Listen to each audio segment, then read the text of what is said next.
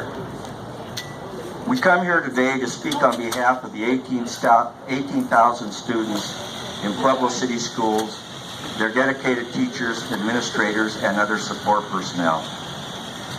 The recent forced resignation of Dr. Constance Jones without explanation has exacerbated an already precarious situation which our district is facing.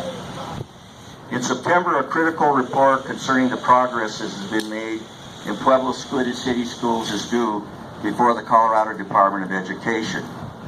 Its credibility will be instrumental in determining whether we will maintain local control of our schools as opposed to relinquish it to outsiders.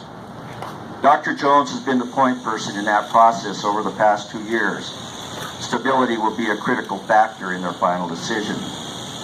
In spite of the serious issues we as a community face, the present 5 members of the local Board of Education forced the resignation of Dr. Jones a mere 1 month before school begins.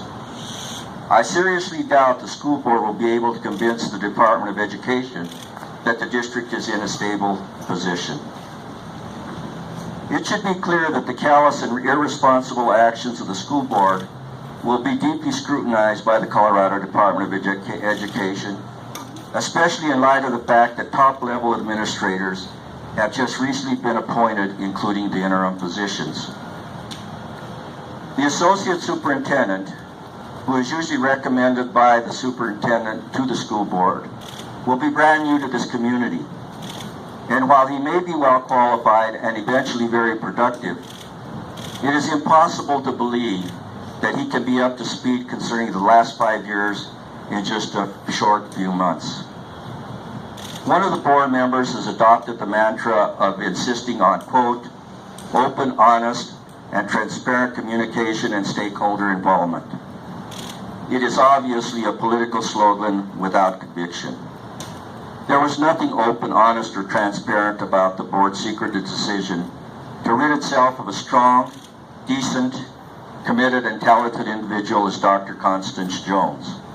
All was done for the sake of satisfying their personal and political agendas with a commitment to cronyism. This community is too intelligent and caring to be fooled by the hocus-pocus, self-serving answers, if any, it will receive from the board in the days to come. Because of the board's silence, we present to them the following questions. The community will not accept the traditional, it's a personnel issue to keep the community in the dark. The community has a right to know what is happening within its schools. The questions are a compilation of concerns I have received over the past 5 days made from present employees as well as non-employees. What and who initiated Dr. Jones' departure?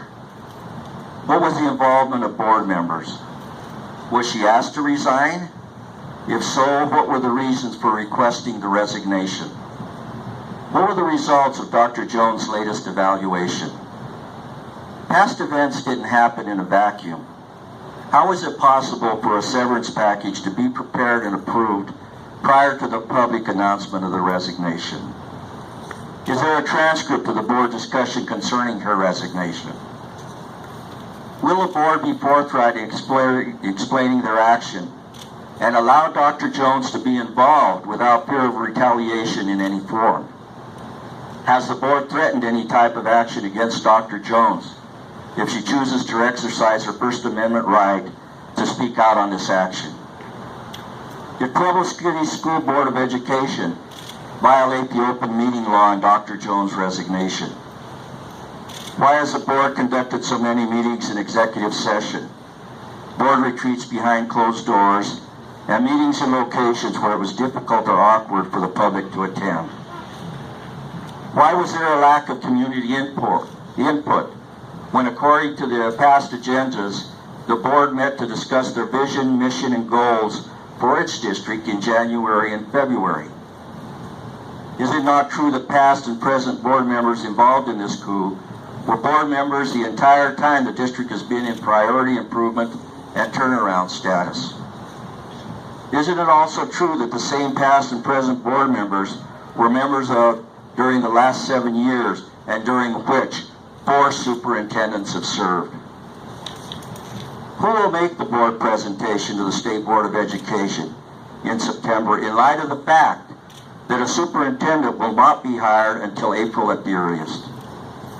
Why would this board place Pueblo City Schools in jeopardy of being turned over to a private management company or converted into charters operated by outside companies? At a time when finances are stretched to the limit, why would this school board spend $20,000 to search for a new superintendent and pay a severance package when it had a highly qualified and capable superintendent who purchased a home to set her goals and her roots here and was committed to turning our district around? The superintendent is the only employee the board has authority to hire and supervise. Is it true that Mrs. Sanchez assumed control of the personnel department and appointed the top executives of the superintendent's cabinet without input from Dr. Jones? And who was involved in the most recent hirings, obviously concerns raised in this morning's Pueblo Chieftain? Did Mrs. Sanchez instruct the executive director of HR to report directly to her? And does the school statute permit this process? Did key administrative positions remain vacant throughout the spring due to a desire to complete contract negotiations, which did not occur and finalize until June? Who from the board has assumed responsibility for contract negotiations, and who had this responsibility in the past? How many positions were referred to the board for hire, and how many were rejected, and why were they rejected? How much authority has the board exerted in determining who should or should not sit on interview committees? Are Mrs. Sanchez, Ms. Milner, and Mr. Latino retaliating against Dr. Jones because of the publicity surrounding their efforts in encouraging the rejection and rejecting a well-qualified and recommended individual for the East High School baseball coach? Yes. When is the board going to understand it is inappropriate to micromanage, contrary to the advice they have received from the advanced ed recommendation? And when are they going to allow the experts who were hired to do the work? When is the school board going to accept responsibility for its failed leadership in a flawed process? The healing in this community can begin by reinstating Dr. Jones to her rightful position in this community as superintendent of Pueblo City Schools.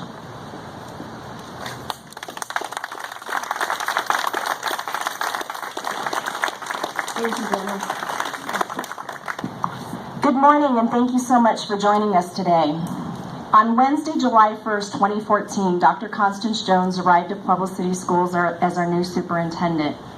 In an article published by the Pueblo Chieftain on August 28, 2014, it noted that the Pueblo City School Board of Education learned earlier that week that performance dipped slightly that previous year. That meant the district remained in priority improvement status for the second consecutive year. Additionally, it meant that the clock was ticking on the district's final year to turn around or risk state takeover. In that very same article, it noted that the Board of Education needed to tighten the reins and ensure that the district is performing at the highest level. Also noted in that article was that the board did take a strong step in that direction by hiring our new superintendent, Dr. Constance Jones, a veteran chief academic officer who brings more than a half a decade of administrative experience from the school district of Lee County in Fort Myers, Florida. Upon her arrival, she and her husband purchased a home in Pueblo and are proud to call Pueblo their home. I want to share a story with you. Last year, during the holiday season, I had the opportunity to have lunch with Dr. Jones to talk about work that we can do in my former position with the Latino Chamber for the next school year.